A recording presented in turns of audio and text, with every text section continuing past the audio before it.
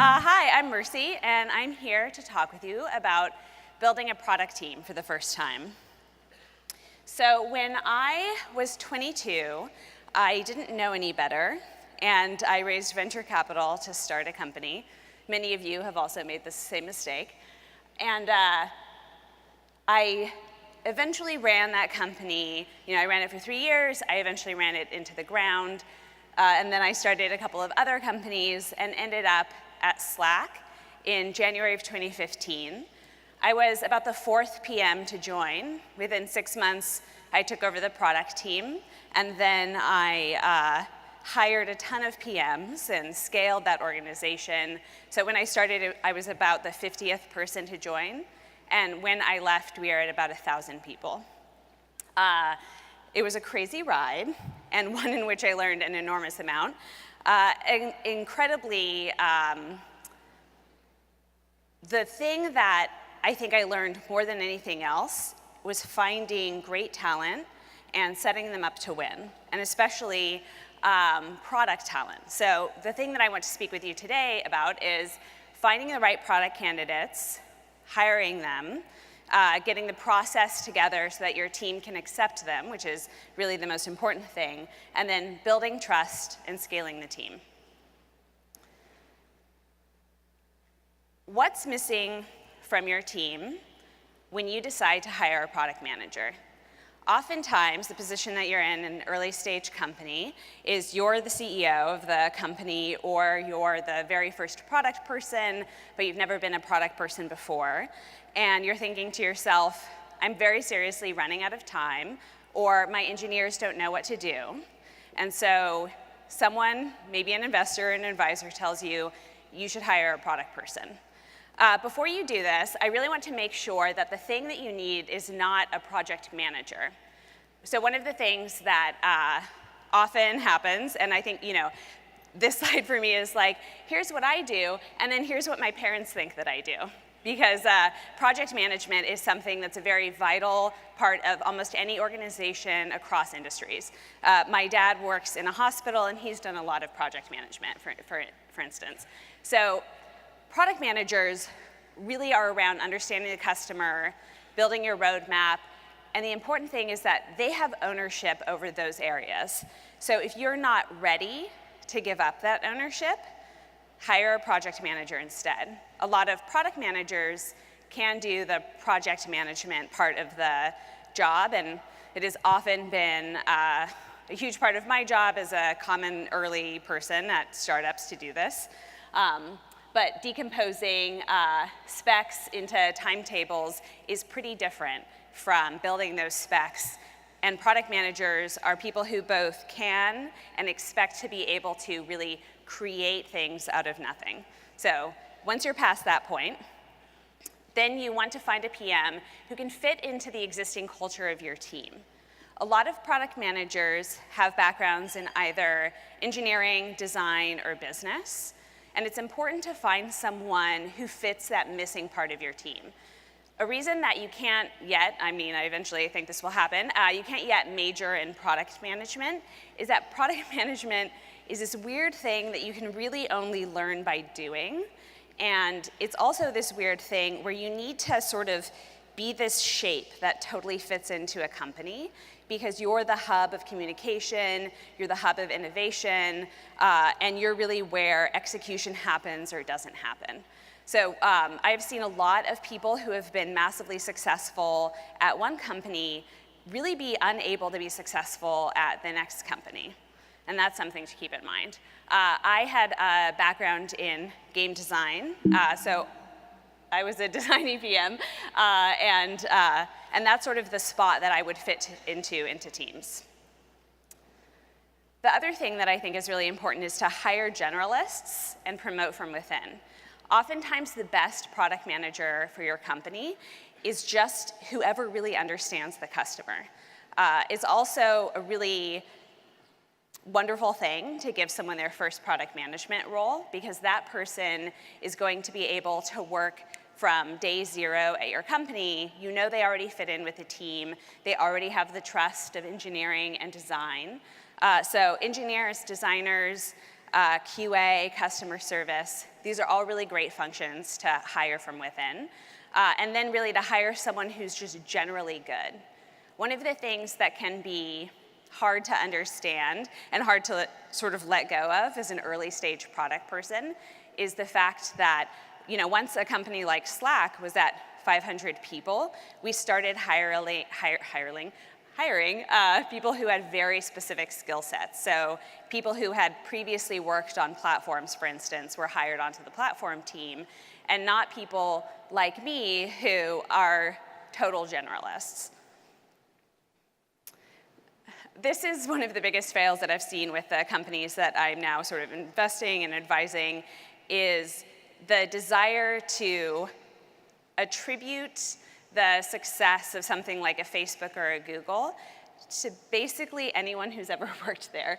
So I don't know if you guys have seen this a lot, but one of the things that I've seen quite a bit is a new CEO will say, okay, well, I just got investment, we got an A or a B round, usually an A round, and now it's time to hire a product person, and I want someone from Facebook or Google because those are great product organizations who've consistently shipped and worked with engineers, and they really know what they're doing, and I have to actually stop them from doing this quite a bit. Because even saying, oh, I worked at a startup inside of this company, or, oh, it was like a startup because my team was so small, is just not fucking true. This is one of my favorite tweets. This is actually my husband as well. That's because a startup is not a company. It's an experiment to see whether there should be a company or not. So when I was 22, I started this venture-backed company. When I was 25, I had to lay off people, some of whom were 20 years older than me, who had kids, who had come to work for me. And you don't have to do that when you work at Google or Facebook or Intuit. When your experiment fails, guess what? You still have a job, and you still have actually a really great, stable job at a worldwide company. And oftentimes what this ends up feeling like is, wow, this person really said all of the right things in the interview process, and I felt like they were really smart. They worked on Messenger, they worked on Google Apps, they had shipped all of this great stuff, and then they come in and they can't actually function without the incredible suite of tools that they're really used to using. So if you're not used to sort of coming into basically an empty room and being like, okay, I have a paperclip and some Post-its, let's build a product out of this, then it's very hard to learn how to do that for the first time. So onto hiring, telling who's any good at this, who's gonna come in and say, oh, I just want to run a 1% experiment, aren't there 10 million people for me to test on, or who's gonna use some more lean methods. This is the process that is really familiar probably to the PMs in the audience. This is the process that I use to hire tons of people at Slack, and I've written a Medium post, I'm at Merci on Medium, that goes deeply into this process, but I'm gonna go over some of it for you today. So first you start with a phone screen, then an in-person meeting. This is all just assessing fit, usually one-on-one with the hiring manager.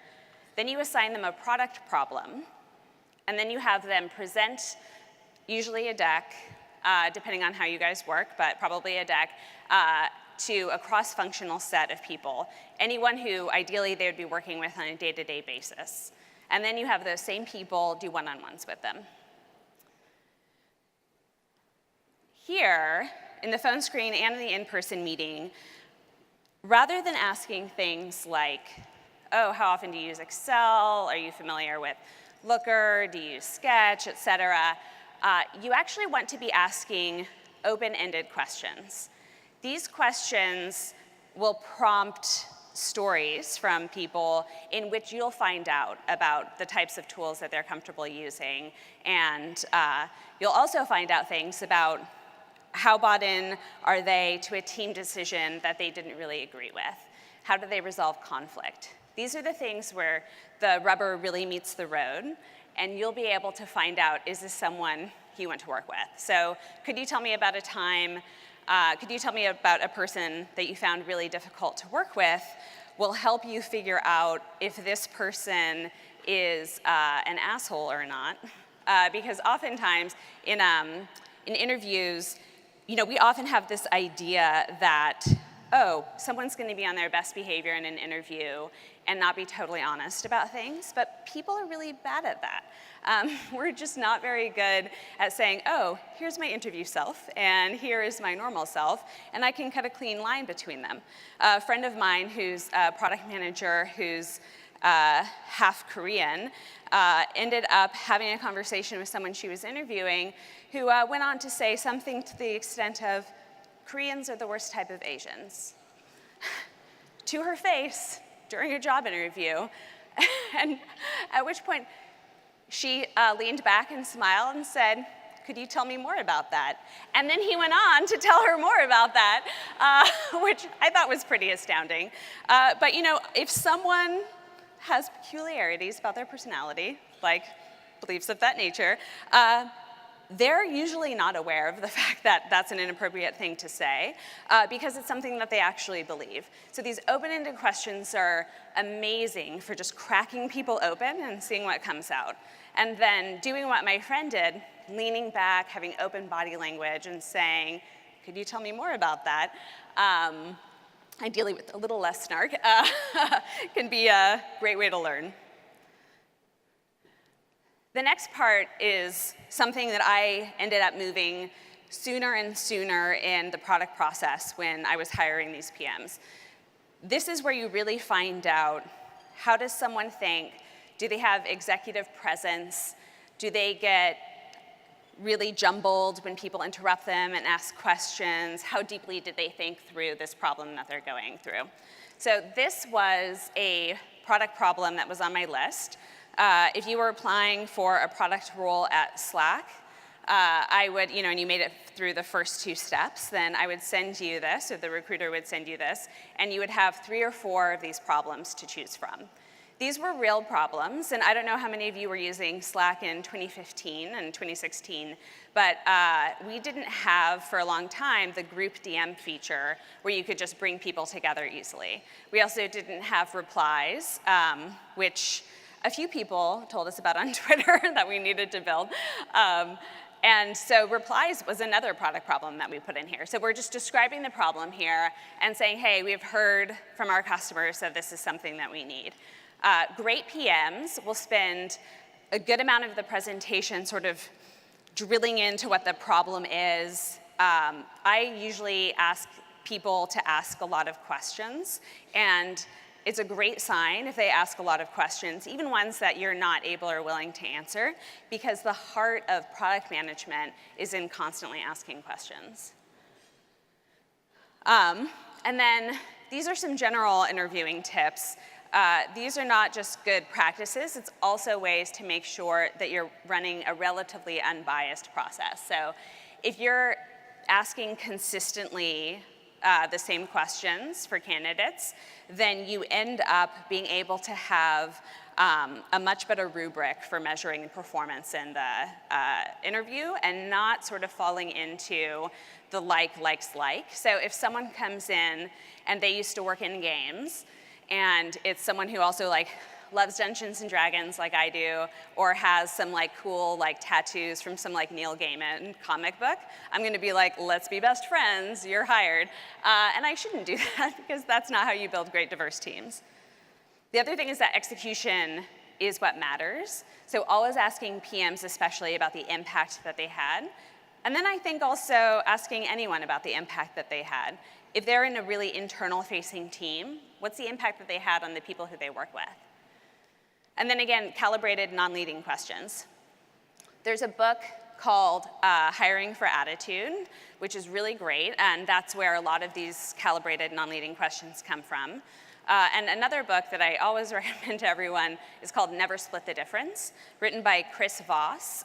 It's a negotiation book, but I tell my guy friends to get it when they're having girlfriend troubles, or telling me that my wife says that I don't listen to her. I'm like, buy this negotiation book, it's gonna be great for your relationship.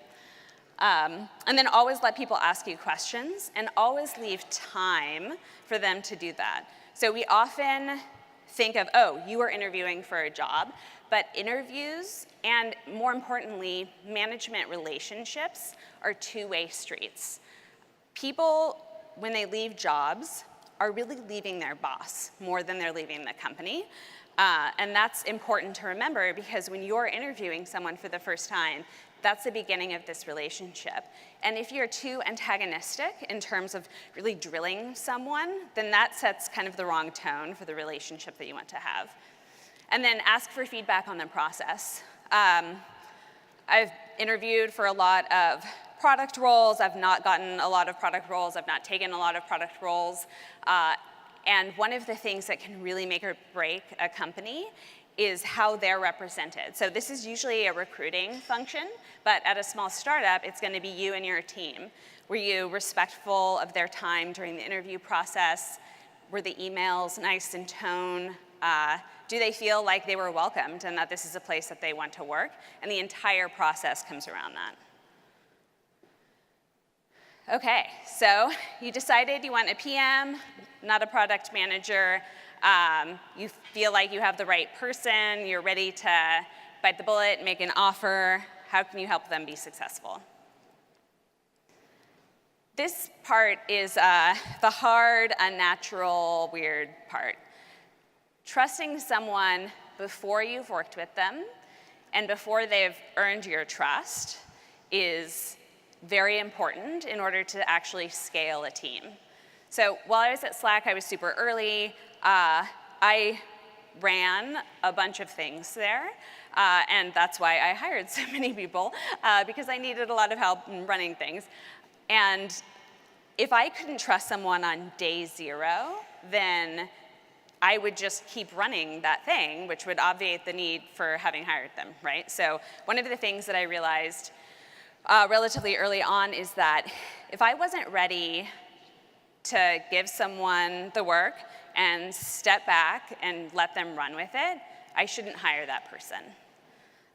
So I would have, throughout the process when I was finally coming around to close and I decided I really wanted to hire this person, I would often have this final conversation with them. So we're at, verbal or written offer stage at this point. And I'm a naturally kind of awkward person, so I just leaned into that. And I would say, hey, so, let's get coffee or tea or lunch. And I just want to let you know that I trust you. I trust you, which is why I'm hiring you. And on your first day here, if you see something that I'm doing really wrong or that our team is doing really wrong, please let me know. You don't have to wait a couple of months to build up a rapport with me because I don't fucking have time for that. What I need is your brain on task day 0 and for you to be a member of this team. I hired a ton of people at Slack, and then I also sort of like co-hired a bunch of different functions. Of the probably 40 or 50 people that I was directly involved in hiring, only one person let me down in this regard. So I think that really says a lot, both about running a rigorous process, but also the fact that if someone tells you on day 0 that they trust you to do this job, you're going to do a better job. And you'll be more empowered. People want to be autonomous, and they want to be trusted. And so if you set someone off on that, that's absolutely the right tone to hit. Setting clear expectations is obviously really important for any kind of job, but also really understanding what does greatness at your company look like. So I'm not someone who would do well at a Facebook, for instance. I'm much more around product design and intuition. I don't like bureaucracies, and I really like moving quickly and inventing things. So I'm not someone who would do really well at a large organization. I wouldn't get promoted. I would get really bored, and then I would rage quit someday. It would be a really nasty situation. And I'm a good product person. there's a lot of great product people who are not necessarily going to be a good fit at your company, and that's not a judgment on your company, and it's not a judgment on them, because greatness looks different at every company. And this is something that I think is really not very well understood. And then finally, the super shitty part, which is that you do sometimes have to fire people. If you've gone through this whole process, then hopefully you've made a bunch of the right decisions, really starting with the fact that you know exactly what it is that you want, you explore some in the process, you find someone, you trust them, and they're off to the races. But sometimes people misrepresent themselves, sometimes things change on the ground, or there's some just sort of general lack of fit. And one of the worst things I've seen at startups is keeping people who are not performing well because you just feel like you have to have someone in that seat. But constraints build creativity, and if you really need someone in there doing something, you'll be able to quickly find someone else to do that same thing. So I encourage you, if your PM isn't working out, if your engineer isn't working out, do them a favor and do your team a favor by letting them go as soon as it's clear that that is the case. It's very hard to let go of the fact that, oh, they're okay, they're like getting some stuff done, we'll just keep them in place. But for every person who's not performing that you keep in place, you are chipping away at the engagement of every high performer in your company. There's nothing that high performers hate more than being basically on a group project with that kid who never fucking does their work. And that's really what companies are, especially startups. You're kind of this like really weird group project. And if you keep someone in place who is not performing, then it just sort of drags down the entire team. And so I think that's something to keep in mind. Okay, thank you so much for your time.